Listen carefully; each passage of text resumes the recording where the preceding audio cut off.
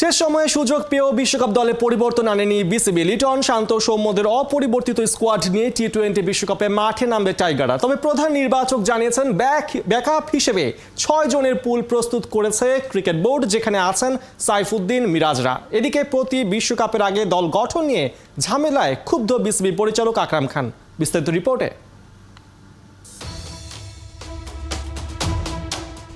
যুক্তরাষ্ট্রের কাছে লজ্জাজনক সিরিজ হার। বিশ্বকাপে দল পরিবর্তনের ডেডলাইন 25 জুন। ভর দুপুরে বিসিবির চিফ সিলেক্টরের জরুরি সংবাদ সম্মেলন। তবে কি শেষ মুহূর্তে ওয়ার্ল্ড কাপ স্কোয়াডে আসছে পরিবর্তন? ঘড়ির কাঁটায় দুপুর 3:30 ক্যামেরার সামনে হাজির হলেন বিসিবির প্রধান নির্বাচক গাজী আশরাফ লিপু। দলে পরিবর্তনের গুঞ্জন নিয়ে মুখ খুললেন ঠিকই, সাথে বুঝিয়ে দিলেন কেন কিছুই করার নাই। আমাদের প্রোটোকল যেটা করতে হয়, ক্যাপ্টেন, কোচ এবং আমরা নিজে সিলেক্টররা সেটা বসে কিছুক্ষণের জন্য আলাপ করেছিলাম এবং যে টিমটা আমাদের এই মুহূর্তে আছে সেই দলটাই আমরা বহাল রেখেছি। দেখেন, বিপিএলে 8টা দল খেলে, 8টা দলের যদি 3টা করে আমরা ওপেনার ধরি, একজন রিজার্ভ সহ 24টা ওপেনার এখানে পার্টিসিপেট করে। 24টা ওপেনার থেকে যদি আমরা জাতীয় দলে নিতে না পারি, এটা খুবই পেইনফুল, খুবই দুঃখজনক এবং খুবই হতাশার। বিশ্বকাপ স্কোয়াডে রিজার্ভ হিসেবে আমেরিকায় আছেন আফিফ হোসেন আর হাসান মাহমুদ। তবে ওপেনিংয়ে যে অবস্থা, তাতে টপ অর্ডারের ওপর আস্থা গিয়ে ঠেকেছে শূন্যতে।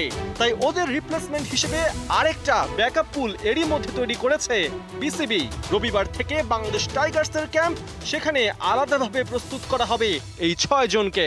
উপরের দিকে এনামুল হক বিজয়কে রাখা হয়েছে, যদি লিটনের কোনো ক্রাইসিস হয় তাহলে যেন সেই উপরের দিকে যেতে পারে। নুরুল হাসান সোহানকে রাখা হয়েছে, যদি জাকির আলীর কোনো সমস্যা হয় তার জন্য ব্যাকআপ হিসাবে।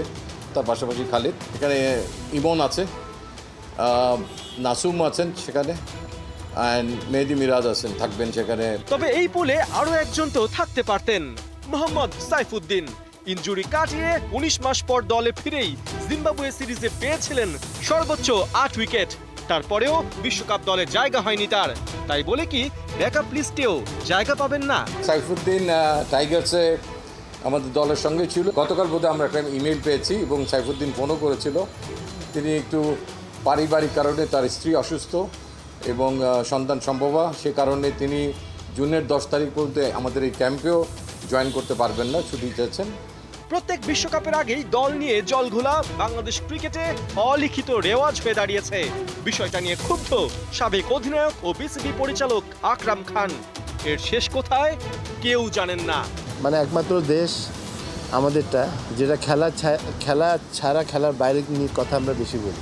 আপনি দেখেন, প্রত্যেকটা বড় ইভেন্টে কিন্তু আমরা অনেক বড় বড় কথা বলেছি। আপনি লাস্ট ওয়ার্ল্ড কাপ দেখেন, তার আগে 19-এ আপনার দুবাইতে।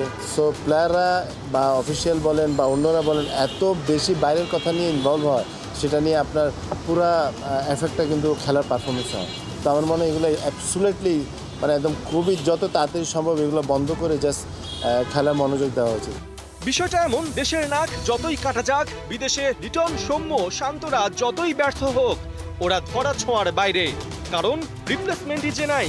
তাহলে এত বিনিয়োগ, জৌলুসপূর্ণ বিপিএল, এফডিআর-এ 1200 কোটি টাকা, সবই কি ফাঁকি? পার্থ বণিক, 71।